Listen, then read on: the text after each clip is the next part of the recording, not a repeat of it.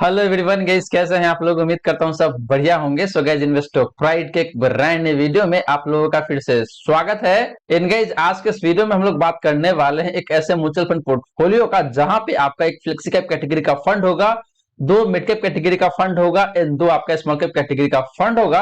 तो गाइस, ये जो पोर्टफोलियो है ये काफी हाई रिस्क की पोर्टफोलियो होने वाला है और वैसे इन्वेस्टर के लिए काफी सुटेबल बैठ सकता है जो कि काफी ज्यादा रिस्क ले सकते हैं लंबे समय में। इन गाइस, इसके साथ साथ मैं आपको ये भी बताने वाला हूं कि आप कैसे इन पांचों फंड में इन्वेस्ट करके बना सकते हैं 10 करोड़ से ऊपर का कॉर्पस। जी हाँ दोस्तों, आप अगले 20 से 21 सालों में इन पांचों फंड में अगर आप इन्वेस्ट करके चलते हैं तो बड़े ही आसान तरीके से बना सकते हैं मोटा मोटी 11.5 करोड़ का कॉर्पस, जो कि गैस अपने आप में देखें तो काफी ह्यूज कॉर्पस निकल के आता है। तो गैस हम लोग बात करने वाले हैं इसी 5 फंड के बारे में और काफी डिटेल में बात करने वाले हैं। वहीं गैस, अगर आप साल 2023 में इन्वेस्ट करना चाहते हैं लमसम के थ्रू म्यूचुअल फंड में और आप कंफ्यूज है कि भाई आपके लिए कौन सा फंड बेहतर हो सकता है लमसम इन्वेस्टमेंट के लिए, तो गैस इसमें मैंने काफी डिटेल में एक वीडियो बनाया हुआ है और वहां पे काफी अच्छे तरीके से एक्सप्लेन करा हुआ है कि भाई आपके लिए कौन सा फंड बेहतर हो सकता है लमसम इन्वेस्टमेंट करने के लिए। तो गाइस, इस वीडियो का लिंक आपको डिस्क्रिप्शन में दे दूंगा या फिर मिल जाएगा एंड स्क्रीन पे, तो जाके देख लीजिएगा।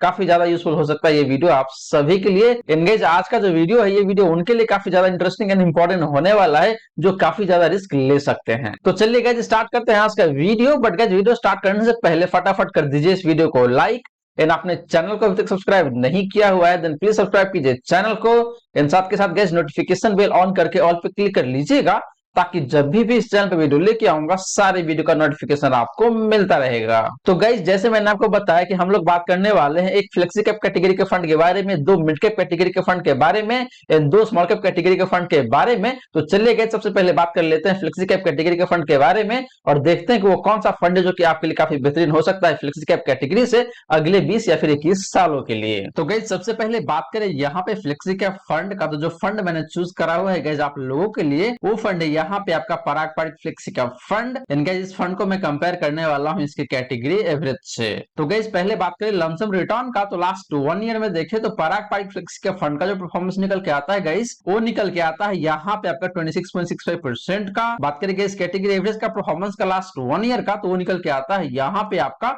22.4% का। तो गाइस, पराग पारित फ्लेक्सी कैप फंड ने लास्ट 1 ईयर में काफी शानदार तरीके से परफॉर्म किया हुआ है। इन आपको अपने कैटेगरी एवरेज के कंपैरिजन में देखें तो ऑलमोस्ट 4% ज्यादा परफॉर्म करके दिया हुआ है। बात करें गाइस लास्ट 3 ईयर का, तो यहाँ पे पराग पारित फ्लेक्सी कैप फंड का जो परफॉर्मेंस निकल के आता है जो निकल के आता है यहाँ पे आपका 27.05% का। बात करें गाइस कैटेगरी एवरेज का परफॉर्मेंस का लास्ट 3 ईयर का, तो वो निकल के आता है यहाँ पे आपका 24.86% का, ऑलमोस्ट 25% कह सकते हैं आप। तो guys, similar to last 1 year, last 3 year में भी देखे तो इस फंड ने काफी दमदार तरीके से परफॉर्म किया हुआ है एंड अपने कैटेगरी एवरेज के कंपैरिजन में देखे तो मोटा मोटी 2.5 से 3% ज्यादा परफॉर्म करके दिया हुआ है लास्ट 3 ईयर में पराग पारित फ्लेक्सी कैप फंड ने। बात करें गाइस लास्ट 5 ईयर का, तो पराग पारित फ्लेक्सी कैप फंड का जो परफॉर्मेंस निकल के आता है लास्ट 5 ईयर का, वो निकल के आता है यहाँ पे आपका 19.27% का। बात करें गाइस कैटेगरी एवरेज का परफॉर्मेंस का लास्ट 5 ईयर का, तो वो निकल के आता है यहाँ पे आपका 14.47% का। तो guys, similar to last 1 year and last 3 year, last 5 year में भी देखे तो यहाँ पे पराग पारित फ्लेक्सी कैप फंड ने काफी शानदार तरीके से परफॉर्म किया हुआ है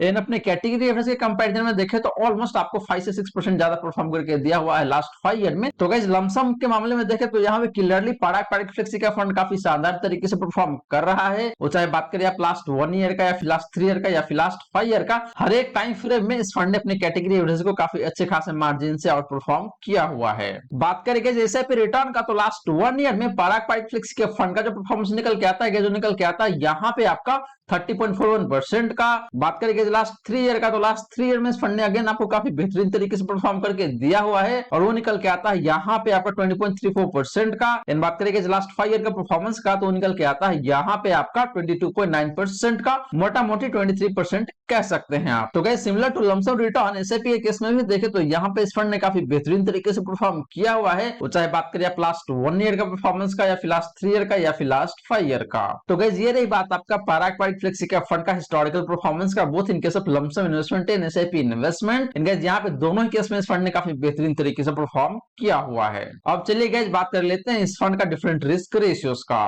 बट गाइस, वीडियो में आगे बढ़ने से पहले आप लोगों ने अभी तक वीडियो को लाइक नहीं किया हुआ है देन प्लीज वीडियो को लाइक करें एंड गाइस चैनल को भी सब्सक्राइब करके रखिएगा एंड साथ के साथ नोटिफिकेशन बेल ऑन करके ऑल पे क्लिक कर लीजिएगा ताकि जब भी इस चैनल पे वीडियो लेके लेके आऊंगा, सारे वीडियो का नोटिफिकेशन आपको मिलता रहेगा। गाइस ये 15 से 20 मिनट का वीडियो बनाने में मोटा मोटी 6 से 7 घंटा लग जाता है, तो प्लीज वीडियो को लाइक करके अप्रिशिएट करें। तो चलिए गाइस बात कर लेते हैं इस फंड का डिफरेंट रिस्क रेशियोज का।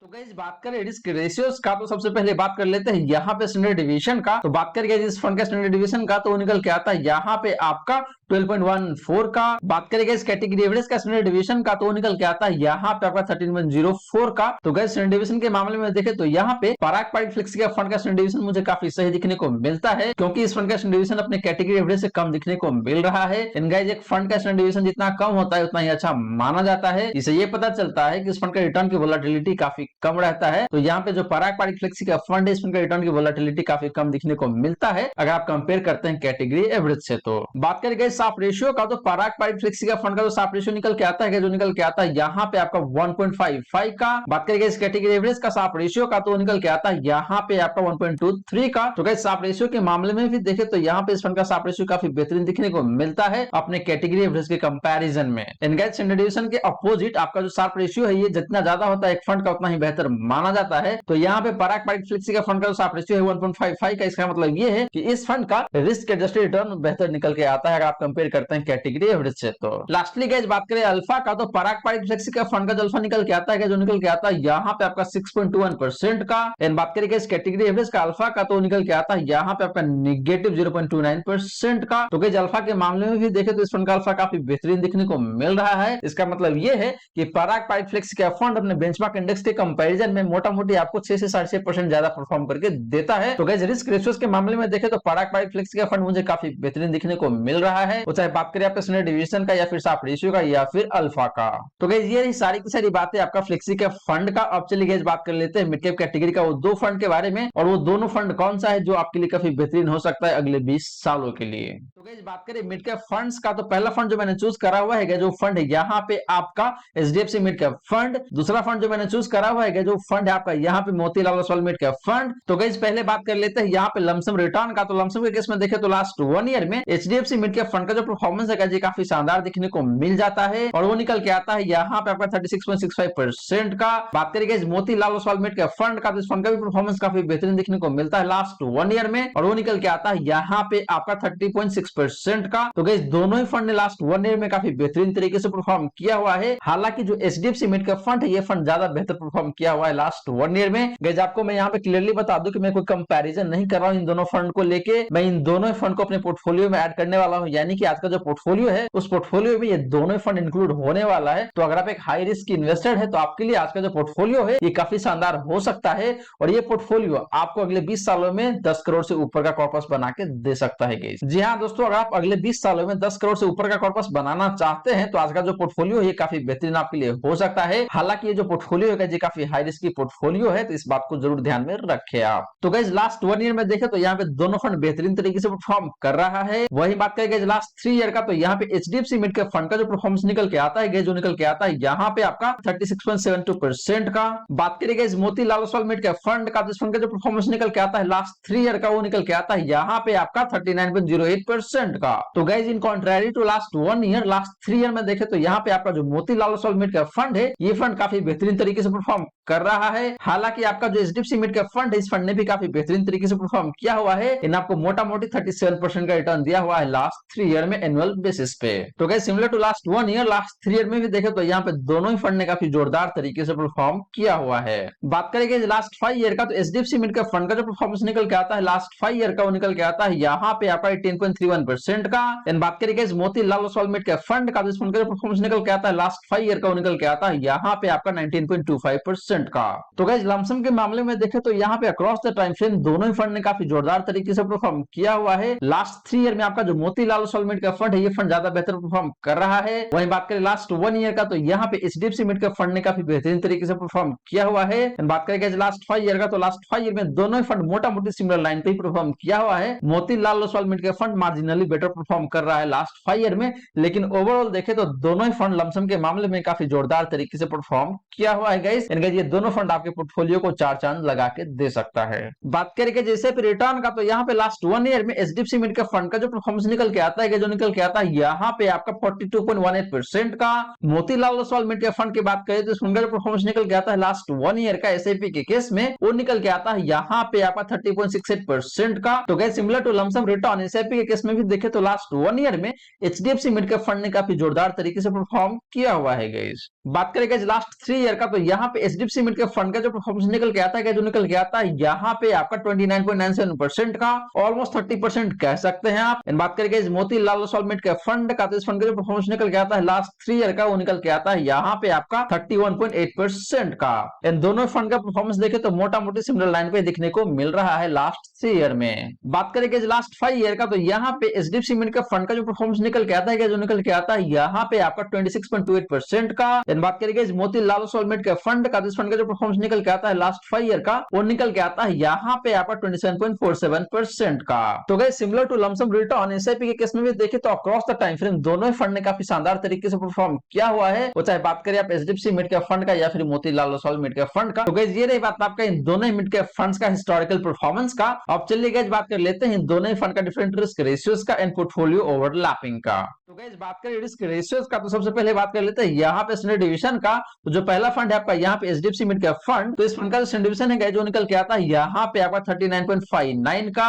बात करें Motilal Oswal mid cap fund का, तो इस फंड का स्टैंडर्ड डिवीजन निकल के आता है जो निकल के आता है यहाँ पे आपका 14.14 का। तो गाइस स्टैंडर्ड डिवीजन के मामले में देखें तो यहाँ पे दोनों फंड का स्टैंडर्ड डिवीजन मुझे काफी सही दिखता है। हालांकि आपका जो एचडीएफसी मिड कैप फंड है, इस फंड का स्टैंडर्ड डिवीजन थोड़ा सा कम दिखने को मिलता है। इसका मतलब ये है कि इस फंड का रिटर्न थोड़ा सा कम वोलेटाइल रहता है in comparison with Motilal Oswal mid cap fund. Guys बात करें साप रेशियो का, तो एचडीएफसी मिड कैप फंड का जो साप रेशियो है जो निकल के आता है यहाँ पे आपका 1.85 का। एंड बात करेंगे Motilal Oswal mid cap fund का साप रेशियो का, तो वो निकल के आता है यहाँ पे आपका 1.95 का। तो गाइस साप रेशियो के मामले में भी देखो तो यहाँ पे दोनों फंड का साप रेशियो मुझे काफी बेहतरीन दिखने को मिल रहा है। तो चाहे बात करें आप एचडीएफसी मिड कैप फंड का या फिर Motilal Oswal mid cap fund का, दोनों फंड का साप रेशियो काफी शानदार दिखने को मिल रहा है यहाँ पे। इसका मतलब ये है गाइस कि दोनों ही फंड का रिस्क एडजस्टेड रिटर्न उतना ही बेहतर निकल के आता है। बात करें गाइस अल्फा का, तो एचडीएफसी मिड कैप फंड का जो अल्फा है जो निकल के आता है यहाँ पे आपका 3.12% का। एंड बात करें guys Motilal Oswal mid cap fund का अल्फा का, तो निकल के आता है यहाँ पे आपका 6.89% का। तो गाइस अल्फा के मामले में देखें तो यहाँ पे Motilal Oswal mid cap fund का अल्फा मुझे ज्यादा बेहतर दिखने को मिल रहा है। इसका मतलब ये है कि Motilal Oswal mid cap fund अपने बेंचमार्क इंडेक्स के कंपैरिजन में ज्यादा बेहतर तरीके से परफॉर्म करके देता है अगर आप कंपेयर करते हैं एचडीएफसी मिड कैप फंड से। तो लेकिन गाइस आपको अगेन क्लियर कर दूं कि यहाँ पे हम लोग कंपैरिजन नहीं कर रहे हैं, ये दोनों ही फंड हमारे पोर्टफोलियो में इंक्लूड होने वाला है। तो गाइस एक फंड देखे तो थोड़ा सा कम रिस्की फंड है, दूसरा फंड देखे तो थोड़ा सा हाई रिस्की फंड है, लेकिन इसके साथ साथ दूसरा फंड का जो अल्फा है ये भी बेहतरीन दिखने को मिल रहा है। तो गाइस ओवरऑल देखे तो दोनों ही फंड का रिस्क रेशियो मुझे काफी शानदार दिखने को मिल रहा है यहाँ पे। बात करें गाइस पोर्टफोलियो ओवरलैपिंग का, तो यहाँ पे जो पोर्टफोलियो ओवरलैपिंग निकल के आता है कि जिन दोनों फंड के बीच में, वो निकल के आता है यहाँ पे आपका सिर्फ 15% का। कहने का मतलब ये है गाइस कि दोनों फंड का जो टोटल पोर्टफोलियो है उसका 15% दोनों फंड में कॉमन दिखने को मिलता है। तो गाइस ये जो पोर्टफोलियो ओवरलैपिंग है 15% का, ये बहुत कम भी नहीं है तो बहुत ज्यादा भी नहीं है, तो मोटा मोटी देखे तो काफी रीजनेबल दिखने को मिल रहा है। लेकिन पोर्टफोलियो ओवरलैपिंग जितना कम होता है उतना ही अच्छा माना जाता है, लेकिन ये पोर्टफोलियो ओवरलैपिंग बहुत ज्यादा बिल्कुल नहीं है गाइस। तो गाइस ये रही बात आपका मिड कैप कैटेगरी के फंड्स के बारे में। अब चलिए गाइस बात कर लेते हैं स्मॉल कैप कैटेगरी के फंड्स के बारे में और देखते हैं कि वहां पे वो दो फंड कौन सा है जो कि आपके पोर्टफोलियो का हिस्सा बनने वाला है और दोनों फंड का परफॉर्मेंस कैसा है दोनों फंड का रिस्क रेशियो या फिर पोर्टफोलियो ओवरलैपिंग। तो गाइस बात करें स्मॉल कैप फंड्स का, तो जो पहला फंड मैंने यहाँ पे चूज करा हुआ है जो फंड है आपका Quant small cap fund, and दूसरा फंड जो मैंने यहाँ पे चूज करा हुआ है जो फंड है आपका यहाँ पे निप्पॉन स्मॉल कैप फंड। तो गाइस पहले बात करें लमसम रिटर्न का, तो लास्ट 1 ईयर में क्वांट स्मॉल कैप फंड का जो परफॉर्मेंस है ये काफी बेहतरीन दिखने को मिलता है और वो निकल के आता है यहाँ पे आपका 41.54% का। इन बात करें guys Nippon small cap fund का, तो इस फंड का जो परफॉर्मेंस है लास्ट 1 ईयर का, वो निकल के आता है यहाँ पे आपका 37.5% का। तो गाइस लास्ट 1 ईयर में देखे तो लमसम के मामले में दोनों ही फंड ने काफी जोरदार तरीके से परफॉर्म किया हुआ है। एक फंड ने आपको मोटा मोटी 41.5% का रिटर्न दिया हुआ है, वहीं दूसरा फंड आपको 37.5% का रिटर्न दिया हुआ है लास्ट 1 ईयर में। बात करें लास्ट 3 ईयर का, तो यहाँ पे again quant small cap fund का जो परफॉर्मेंस है काफी शानदार दिखने को मिल जाता है और वो निकल के आता है यहाँ पे आपका 58.07% का। बात करें निप्पॉन स्मॉल कैप फंड का, तो इसमें जो परफॉर्मेंस निकल के आता है लास्ट 3 ईयर का, वो निकल के आता है यहाँ पे आपका 48.11% का। तो guys similar to last 1 year, last 3 year में भी देखे तो दोनों ही फंड ने काफी शानदार तरीके तरीके से परफॉर्म किया हुआ है। बात करें लास्ट 5 ईयर का, तो यहाँ पे क्वांट्स का फंड का जो परफॉर्मेंस है जो अगेन काफी शानदार देखने को मिल जाता है और वो निकल के आता है यहाँ पे आपका 28.32% का। बात करेंगे निप्पॉन स्मॉल कैप फंड का, फंड का जो परफॉर्मेंस निकल के आता है लास्ट 5 ईयर का, वो निकल के आता है यहाँ पे आपका 24.46% का। तो गाइस लमसम के मामले में देखें तो अक्रॉस द टाइम फ्रेम दोनों ही फंड ने काफी शानदार तरीके से परफॉर्म किया हुआ है। एक फंड ने ज्यादा बेहतर तरीके से परफॉर्म किया हुआ है तो दूसरा फंड ने थोड़ा सा कम परफॉर्मेंस जरूर दिया हुआ है, लेकिन गाइस इन दोनों फंड का जो कॉम्बिनेशन है काफी शानदार रिजल्ट आपको दे सकता है आने वाले समय में। तो यही रीजन है जिसकी वजह से मैंने यहाँ पे इन दोनों ही फंड को इंक्लूड किया हुआ है आज के इस पोर्टफोलियो में। बात करें गाइस एसआईपी रिटर्न का, तो लास्ट 1 ईयर में क्वांट्स का फंड का जो परफॉर्मेंस है जो निकल के आता है यहाँ पे आपका 43.11% का। बात करें guys Nippon small cap fund का, तो इस फंड का जो परफॉर्मेंस निकल के आता है लास्ट 1 ईयर का, वो निकल के आता है यहाँ पे आपका 45.07% का। तो guys in contrary to lump sum return SIP के केस में देखें तो यहाँ पे लास्ट 1 ईयर में क्वांट्स स्मॉल कैप फंड का परफॉर्मेंस थोड़ा सा कम है निप्पॉन स्मॉल कैप फंड के कंपैरिजन में। कहने का मतलब ये है गाइस कि Nippon small cap fund last 1 year में एसआईपी के मामले में थोड़ा सा बेटर परफॉर्म कर रहा है, लेकिन गाइस इसका मतलब ये नहीं है कि क्वांट्स स्मॉल कैप फंड खराब परफॉर्म कर रहा है। ये फंड भी काफी जोरदार तरीके से परफॉर्म किया हुआ है लास्ट 1 ईयर में, आपको मोर देन 43% का रिटर्न दिया हुआ है यहाँ पे। बात करें गाइस लास्ट 3 ईयर का, तो क्वांट्स स्मॉल कैप फंड का जो परफॉर्मेंस है जो निकल के आता है यहाँ पे आपका 38.26% का। एंड बात करें guys Nippon small cap fund का, जिस फंड का जो परफॉर्मेंस निकल के आता है लास्ट 3 ईयर का, वो निकल के आता है यहाँ पे आपका 36.63% का। तो guys similar to last 1 year, last 3 year में भी देखे तो यहाँ पे दोनों ही फंड ने काफी बेहतरीन तरीके से परफॉर्म किया हुआ है। वही बात करें गाइस लास्ट 5 ईयर का, तो यहाँ पे क्वांट्स स्मॉल कैप फंड का जो परफॉर्मेंस है जो निकल के आता है यहाँ पे आपका 40.49% का। एंड बात करें guys Nippon small cap fund का, जिस फंड का जो परफॉर्मेंस निकल के आता है लास्ट 5 ईयर का, वो निकल के आता है यहाँ पे आपका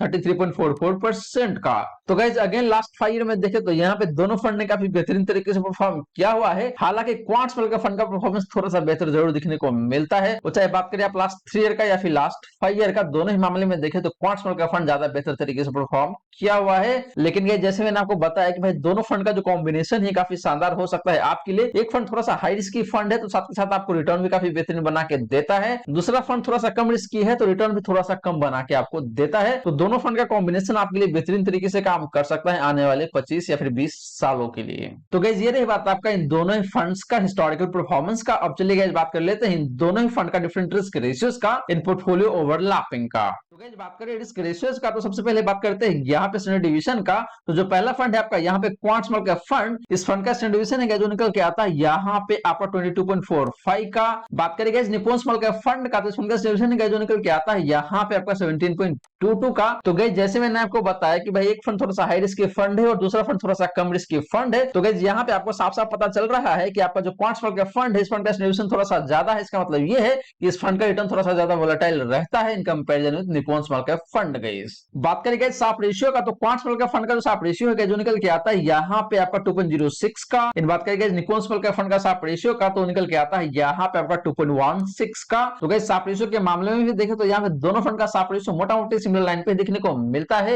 यानी काफी बेहतरीन साफ रेशियो है दोनों ही फंड का। गाइस इनके जैसे मैंने आपको ऑलरेडी बता रखा है कि जिस फंड का साफ रेशियो जितना बेहतर होता है उतना ही अच्छा माना जाता है। तो यहाँ पे देखें तो दोनों फंड का साफ रेशियो काफी बेहतरीन है, तो दोनों फंड मुझे काफी बेहतरीन दिखने को मिल रहा है। लास्टली गाइस बात करें अल्फा का, तो क्वांट्स स्मॉल कैप फंड का जो अल्फा है जो निकल के आता है यहाँ पे आपका 17.1% का। इन बात करें guys Nippon small cap fund का अल्फा का, तो निकल के आता है यहाँ पे आपका 10.14% का। तो गाइस अल्फा की बात करें तो दोनों फंड का अल्फा काफी बेहतरीन दिखने को मिलता है। एक फंड का अल्फा थोड़ा सा ज्यादा बेहतर है तो दूसरा फंड का अल्फा थोड़ा सा कम जरूर दिखने को मिल रहा है। इसका मतलब साफ साफ है गाइस कि एक फंड ज्यादा रिस्की फंड है तो रिटर्न भी आपको काफी बेहतरीन बना के देता है, दूसरा फंड का रिस्क प्रोफाइल थोड़ा सा लोअर है तो रिटर्न भी आपको थोड़ा सा लोअर मिल रहा है यहाँ पे। तो ये बात यहाँ पे आपको साफ साफ दिखने को मिल रहा है। तो गाइस ये रही बात आपका इन दोनों फंड का डिफरेंट रिस्क रेशियोज का। और गाइस यहाँ पे देखें तो दोनों फंड का रिस्क रेशियो मुझे काफी बेहतरीन दिखने को मिल रहा है। वहीं गाइस बात करें पोर्टफोलियो ओवरलैपिंग का, तो यहाँ पे जो ओवरलैपिंग निकल के आता है गाइस इन दोनों फंड के बीच में, वो निकल के आता है यहाँ पे आपका 5% का। इसका मतलब ये है गाइस कि दोनों फंड का जो फंड साइज है उसका सिर्फ 5% ही हिस्सा ऐसा है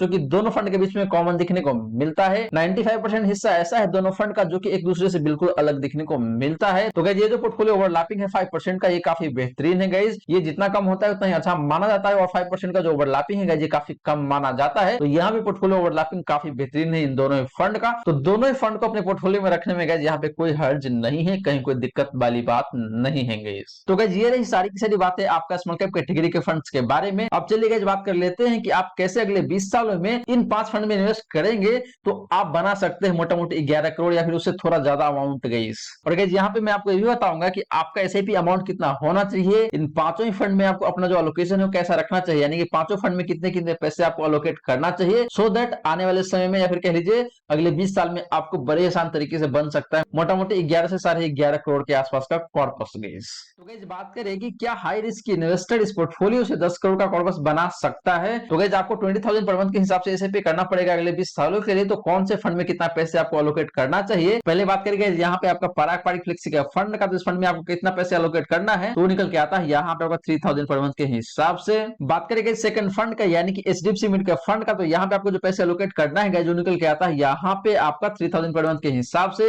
बात करेंगे इस थर्ड फंड का यानी कि मोतीलाल ओसवाल मिड का फंड का, तो इस फंड में आपको जो पैसे इन्वेस्ट करना है जो निकल के आता है यहाँ पे आपका 5,000 पर मंथ के हिसाब से। वही बात करेंगे इस चौथा फंड का यानी कि क्वांट्समल का फंड का, तो इस फंड में आपको जो पैसे अलोकेट करना है वो निकल के आता है यहाँ पे आपका 5,000 पर मंथ के हिसाब से। एंड लास्टली बात करेंगे निप्पॉन स्मॉल कैप फंड का, तो यहाँ पे आपको जो पैसे अलोकेट करना है वो निकल के आता है यहाँ पे आपका 4,000 पर मंथ के हिसाब से। तो गाइस इस तरीके से देखें तो आपका जो 20,000 है वो इन्वेस्ट हो जाता है इन पांचों ही फंड में। एंड बात करेंगे यहाँ पे आपका फंड एलोकेशन का यानी कि आपका जो पहला फंड है पराग पारिक फ्लेक्सी कैप फंड, ये एक फ्लेक्सी कैप कैटेगरी का फंड है, तो यहाँ पे जो पैसा एलोकेट हो रहा है परसेंटेज टर्म में वो निकल के आता है यहाँ पे आपका 15% के हिसाब से, यानी कि आपका जो टोटल पोर्टफोलियो है उसका 15% हिस्सा चला जाता है आपके पराग पारिक फ्लेक्सी कैप फंड के साथ। वही बात करेंगे इस मिड कैप फंड का, तो यहाँ पे जो एलोकेशन जा रहा है वो निकल के आता है आपका 40% का। लास्टली बात करेंगे स्मॉल कैप फंड का, तो यहाँ पे जो एलोकेशन जा रहा है जो निकल के आता है यहाँ पे आपका 45% का। तो जिस तरीके से देखे तो आपको जो 100% कैपिटल है वो इन्वेस्ट हो जाता है इन पांचों ही फंड में। अब बात करते हैं गाइस कि कैसे इन 20,000 पर मंथ के हिसाब से आप अगले 20 सालों में बना सकते हैं मोटा मोटी 11 करोड़ या फिर 11.5 करोड़ के आसपास का कॉर्पस गाइस। तो गाइस पहले बात करें एसआईपी अमाउंट का, तो आपको पता है कि भाई आपको 20,000 पर मंथ के हिसाब से एसआईपी करना है अगले 20 सालों के लिए। बट गाइस यहाँ पे एक छोटा सा ट्विक है कि भाई आपको हर एक साल 10% के हिसाब से अपने एसआईपी अमाउंट को बढ़ाते चलना है। जी हाँ दोस्तों, आपको यूज करना है एनुअल स्टेप अप एसआईपी वाला कॉन्सेप्ट और हर एक साल अपने एसआईपी अमाउंट को 10% के हिसाब से बढ़ाते चलना है। बात करें गाइस एक्सपेक्टेड रिटर्न का, तो निकल के आता है यहाँ पे आपका 20% का। जी हाँ दोस्तों, मैंने यहाँ पे 20% का रिटर्न लेके चला हुआ है। इसके पीछे रीजन ये है गाइस कि आपने देखा कि दोनों ही फंड ने एसआईपी के केस में आपको लास्ट 5 ईयर में मोर देन 20% का रिटर्न दिया हुआ है। क्वांट स्मॉल कैप फंड ने आपको मोटा मोटी 40% का रिटर्न दिया हुआ था। वही मिड कैप के केस में भी हमने देखा कि भाई दोनों फंड का परफॉर्मेंस काफी बेहतरीन है आपके लास्ट 5 ईयर में भी, तो इसीलिए मैंने यहाँ पे 20% का रिटर्न लिया हुआ है ऑन ओवरऑल बेसिस गाइस। वही गाइस बात करें इन्वेस्टमेंट ड्यूरेशन का, तो निकल के आता है यहाँ पे आपका 21 ईयर का। जी हाँ दोस्तों, आपको अगले 21 साल तक इन्वेस्ट करके चलना है 20,000 पर मंथ के हिसाब से। इन हर एक साल आपको अपने एसआईपी अमाउंट को 10% के हिसाब से बढ़ाते चलना है और 20% के हिसाब से अगर आपको रिटर्न मिलता है तो इस तरीके से देखे गए तो आप अगले 21 सालों में बड़े आसान तरीके से बना सकते हैं मोटा मोटी यहाँ पे 11.5 करोड़। तो गाइस ये रही सारी की सारी बातें जो हमने किया आज के इस वीडियो में। और गाइस यहाँ पे मैंने आपको 5 फंड बताया है। पहला फंड था आपका फ्लेक्सी कैप कैटेगरी से पराग पारिक फ्लेक्सी कैप फंड, दूसरा फंड था आपका मिड कैप कैटेगरी से एचडीएफसी मिड कैप फंड, तीसरा फंड था आपका अगेन मिड कैप कैटेगरी से और वो फंड था आपका Motilal Oswal mid cap fund. बात करेंगे चौथा फंड का, तो वो फंड था आपका स्मॉल कैप कैटेगरी से और उस फंड का नाम है आपका Quant small cap fund. Then बात करेंगे इस पांचवा फंड का, तो वो फंड निकल के आता है स्मॉल कैप कैटेगरी से और उस फंड का नाम है आपका निप्पॉन स्मॉल कैप फंड। तो गाइस ये 5 फंड है और इन पांचों फंड में आपको 20,000 पर मंथ के हिसाब से इन्वेस्ट करना है। इन किस फंड में आपको कितने पैसे अलोकेट करना है जो मैंने ऑलरेडी बता रखा है इसी वीडियो में। इन गाइस अगर आप इस पांचों फंड में 20,000 पर मंथ के हिसाब से इन्वेस्ट करके चलते हैं अगले 20 या फिर 21 सालों के लिए, तो आप बड़े आसान तरीके से बना सकते हैं मोटा मोटी 11.5 करोड़ का कॉर्पस अगले 21 सालों में। तो गाइस आशा करता हूं जितनी बातें मैंने बताने की कोशिश किया है सारी की सारी बातें आपको समझ में आ गया होगा। मन में अगर कोई डाउट है, कोई क्वेश्चन है तो फटाफट कमेंट सेक्शन में पूछ लीजिए, आपके क्वेश्चन का रिप्लाई मैं कर दूंगा। वहीं गाइस वीडियो अच्छी लगी हो तो वीडियो को लाइक करके अप्रिशिएट जरूर करें। इन गाइस आपने चैनल को अभी तक सब्सक्राइब नहीं किया हुआ है देन प्लीज सब्सक्राइब कीजिए चैनल को। इन साथ के साथ गाइस नोटिफिकेशन बेल ऑन करके ऑल पे क्लिक कर लीजिएगा ताकि जब भी इस चैनल पे वीडियो लेके आऊंगा सारे वीडियो का नोटिफिकेशन आपको मिलता रहेगा। So guys thank you so much for watching this video. मिलते हैं अगले वीडियो में। जय हिंद जय भारत।